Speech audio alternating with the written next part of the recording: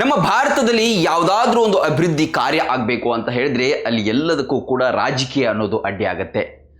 ಒಂದು ರಾಜ್ಯದ ಅಭಿವೃದ್ಧಿಯ ಕೆಲಸ ಆಗಬೇಕಾದ್ರೆ ಅದಕ್ಕೆ ಕೇಂದ್ರ ಸರ್ಕಾರ ಅಥವಾ ಪಕ್ಕದ ರಾಜ್ಯಗಳು ಕೂಡ ನೆರವಾಗಬೇಕಾಗತ್ತೆ. ಆದರೆ ಇಲ್ಲಿ ಏನಾಗುತ್ತೆ, ಪಕ್ಕದ ರಾಜ್ಯದಲ್ಲಿರುವುದು ಬೇರೆ ಪಕ್ಷ, ಬೇರೆ ಪಕ್ಷದ ಮುಖ್ಯಮಂತ್ರಿ, ಈ ರಾಜ್ಯದಲ್ಲಿರುವುದು ಬೇರೆ ಪಕ್ಷ, ಬೇರೆ ರಾಜ್ಯದ ಮುಖ್ಯಮಂತ್ರಿ ಅಂತ ಹೇಳಿ ಭಿನ್ನಮತಗಳೇ ಏರ್ಪಡುತ್ತೆ, ವನ ಪ್ರತಿಷ್ಠೆಗಳೇ ಏರ್ಪಡುತ್ತೆ. ಯಾವುದಾದ್ರೂ ಒಂದು ಕೇಂದ್ರ ಸರ್ಕಾರ ಅಧಿಕಾರದಲ್ಲಿದ್ದಾಗ ಒಂದು ಪಕ್ಷ ಬೇರೆ ಪಕ್ಷದ ರಾಜಕಾರಣಿಗಳು ಏನು ಮಾಡ್ತಾರೆ ಅಂತ ಹೇಳಿದ್ರೆ ಆ ಸಭೆಗೆ ಹೋಗೋದಿಲ್ಲ. ಎಷ್ಟೋ ಸಲ ನಾವು ನೀತಿ ಆಯೋಗದ ಸಭೆಯನ್ನ ಕರೆದಾಗ ಇಲ್ಲಿರ್ತಕ್ಕಂತಹ ಮುಖ್ಯಮಂತ್ರಿಗಳು ಅದನ್ನು ಧಿಕ್ಕರಿಸಿದ್ದಾರೆ. ಆದರೆ ಈಗಿರುವಂತಹ ಕರ್ನಾಟಕದ ಮುಖ್ಯಮಂತ್ರಿ ಡಿ ಕೆ ಶಿವಕುಮಾರ್ ಎಲ್ಲರ ವಿಶ್ವಾಸಕ್ಕೆ ಪಾತ್ರರಾಗ್ತಾ ಇದ್ದಾರೆ. ಅಂತಹ ಕಾರ್ಯದಲ್ಲಿ ಮತ್ತೊಂದು ಮುಖ್ಯವಾದಂತಹ ಕಾರ್ಯ ಏನು ಅಂತ ಹೇಳಿದ್ರೆ TB ಡ್ಯಾಮ್ನ ಕ್ರಸ್ಟ್ ಗೇಟ್ಗಳ ಉದ್ಘಾಟನಾ ಕಾರ್ಯಕ್ರಮದಲ್ಲಿ 3 CMಗಳನ್ನು ಅವರು ಒಟ್ಟುಗೂಡಿಸಿದ್ರು. ಪಕ್ಕದ ರಾಜ್ಯಗಳಾದಂತಹ ಆಂಧ್ರ ಪ್ರದೇಶ ಮತ್ತು ತೆಲಂಗಾಣ ಸೇರಿದಂತೆ ನಮ್ಮ ಕರ್ನಾಟಕದ ಡಿ ಕೆ ಶಿವಕುಮಾರ್ ಅವರು ಕೂಡ ಒಂದೇ ವೇದಿಕೆಯನ್ನು ಹಂಚಿಕೊಂಡ್ರು. ನಮ್ಮ ಕರ್ನಾಟಕದ ಮುನಿರಾಬಾದ್ನಲ್ಲಿ ನಡೆದಂತಹ ಈ ಕಾರ್ಯಕ್ರಮದಲ್ಲಿ 3 ರಾಜ್ಯದ CMಗಳಾದಂತಹ ಚಂದ್ರಬಾಬು ನಾಯ್ಡು, ರೇವಂತ್ ರೆಡ್ಡಿ ಮತ್ತು ಡಿ ಕೆ ಶಿವಕುಮಾರ್ ಒಟ್ಟಿಗೆ ಕುಳಿತುಕೊಂಡ್ರು.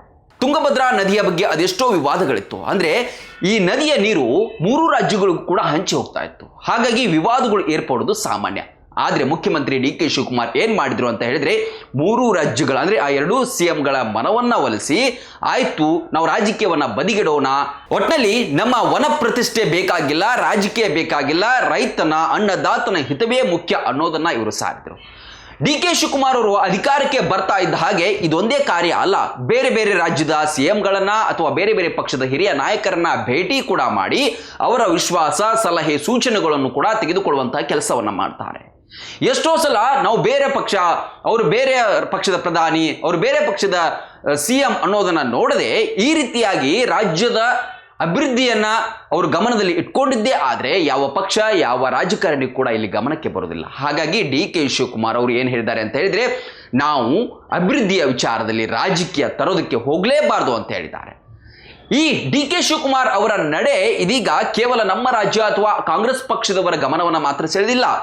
ಕೇಂದ್ರ ಜಲಶಕ್ತಿ ಸಂಪನ್ಮೂಲ ಸಚಿವರಾದಂತಹ CR ಪಾಟೀಲ್ ಕೂಡ ಡಿ ಕೆ ಶಿವಕುಮಾರ್ ಅವರ ನಡೆಯನ್ನ ಮೆಚ್ಚುಗೆಯನ್ನು ವ್ಯಕ್ತಪಡಿಸಿದ್ದಾರೆ. ಅಷ್ಟೇ ಅಲ್ಲ, ದೇಶದ ಪ್ರಧಾನಿ ನರೇಂದ್ರ ಮೋದಿ ಅವರು ಕೂಡ ಡಿ ಕೆ ಶಿವಕುಮಾರ್ ಅವರು ಪಕ್ಷ ರಾಜಕೀಯವನ್ನು ಬದಿಗಿಟ್ಟು ಅಭಿವೃದ್ಧಿಯ ಮಂತ್ರವನ್ನು ಜಪಿಸಿದ್ದಾರಲ್ಲ ಅದು ಉತ್ತಮ ನಡೆ ಅಂತ ಹೇಳಿ ಅವರ ಗುಣಗಾನವನ್ನು ಕೂಡ ಪ್ರಧಾನಿ ನರೇಂದ್ರ ಮೋದಿ ಅವರು ಮಾಡಿದ್ದಾರೆ. ಇಂತಹ ಕೆಲಸಗಳಾಗಬೇಕು.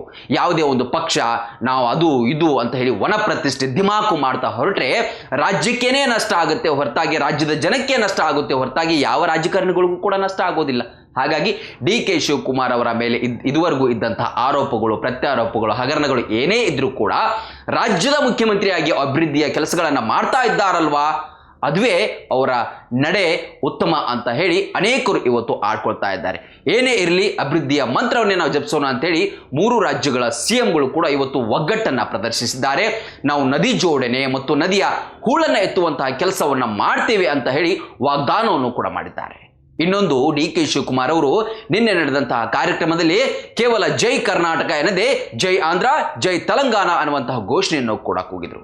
ಇದಕ್ಕೆ ಚಂದ್ರಬಾಬು ನಾಯ್ಡು, ರೇವಂತ್ ರೆಡ್ಡಿ ಕೂಡ ಉತ್ತಮ ಸಾಥ್ ನೀಡಿದ್ರು, ಖುಷಿಯನ್ನು ಕೂಡ ಹಂಚಿಕೊಂಡ್ರು. ಒಟ್ಟಿನಲ್ಲಿ ರಾಜಕೀಯವೇ ಪ್ರತಿಷ್ಠೆ ಅಂತ ಹೇಳ್ಕೊಳ್ಳುವಂತಹ ಇಂದಿನ ಕಾಲಘಟ್ಟದಲ್ಲಿ ಅಭಿವೃದ್ಧಿಯ ಮಂತ್ರವನ್ನು ಜಪಿಸ್ತಾ ಇರೋದು ಎಲ್ಲೋ ಒಂದು ರೀತಿಯಲ್ಲಿ ಬದಲಾವಣೆಯ ಗಾಳಿ ಬೀಸಿದೆ ಅಂತಾನೆ ಹೇಳಬಹುದು. PUC ವಿದ್ಯಾರ್ಥಿಗಳ ಭವಿಷ್ಯಕ್ಕೆ ಸದಾ ಸನ್ನದ್ಧವಾಗಿದೆ ಮಂಗಳೂರಿನ ಪ್ರೆಸಿಡೆನ್ಸಿ PU ಕಾಲೇಜ್. ಸುದೀರ್ಘ 50 ವರ್ಷಗಳಿಂದ ನುರಿತ ಬೋಧಕ ವೃಂದದಿಂದ ಶಿಕ್ಷಣ ಕ್ಷೇತ್ರದಲ್ಲಿ ಕ್ರಾಂತಿ ಮಾಡಿದೆ. IITN, NITಯ ಬೋಧಕರು, JEE, ಪರಿಣಿತ ಶಿಕ್ಷಕರು ಮತ್ತು ಡಾಕ್ಟರ್ಸ್, ನೀಟ್, KCET ಪರೀಕ್ಷೆಗಳಿಗೆ ವಿಶೇಷ ತರಬೇತಿ ನೀಡುತ್ತಾರೆ. ವಿಶಾಲವಾದ ಹಚ್ಚ ಹಸಿರಿನ ಕ್ಯಾಂಪಸ್, ಅತ್ಯಾಧುನಿಕ class room, indoor outdoor stadium, ಬಾಲಕ ಬಾಲಕಿಯರಿಗೆ ಪ್ರತ್ಯೇಕ ಸುರಕ್ಷಿತ ಹಾಸ್ಟೆಲ್, ಗುಣಮಟ್ಟದ ಪೌಷ್ಟಿಕ ಆಹಾರ ಲಭ್ಯವಿದೆ. ಮಕ್ಕಳ ಮಾನಸಿಕ ದೈಹಿಕ ಆರೋಗ್ಯ ಕಾಪಾಡಲು ನುರಿತ ವೈದ್ಯಕೀಯ ತಂಡವಿದೆ. ಪ್ರತಿ ವರ್ಷ JEE, ನೀಟ್ನಲ್ಲಿ ಅಖಿಲ ಭಾರತ ಮಟ್ಟದಲ್ಲಿ ಅತ್ಯುತ್ತಮ ರ್ಯಾಂಕ್ ಪಡೆದ ಹೆಗ್ಗಳಿಕೆಯನ್ನು ಹೊಂದಿದೆ. ಪ್ರತಿಭಾನ್ವಿತ ವಿದ್ಯಾರ್ಥಿಗಳಿಗೆ 1,66,000ವರೆಗೆ ಸ್ಕಾಲರ್ಶಿಪ್ ನೀಡಲಾಗುತ್ತಿದ್ದು ವಿದ್ಯಾರ್ಥಿಗಳ ಸರ್ವಾಂಗೀಣ ಅಭಿವೃದ್ಧಿಯೇ ಪ್ರೆಸಿಡೆನ್ಸಿ PU ಕಾಲೇಜಿನ ಉದ್ದೇಶ. ಕೆಲವೇ ಸೀಟ್ಗಳು ಲಭ್ಯವಿದೆ. ರನ್ ಟಿವಿ ನ್ಯೂಸ್ ವಿಡಿಯೋಸ್ ನೋಡಲು ಸಬ್ಸ್ಕ್ರೈಬ್ ಮಾಡಿ, ಬೆಲ್ ಐಕಾನ್ ಪ್ರೆಸ್ ಮಾಡಿ.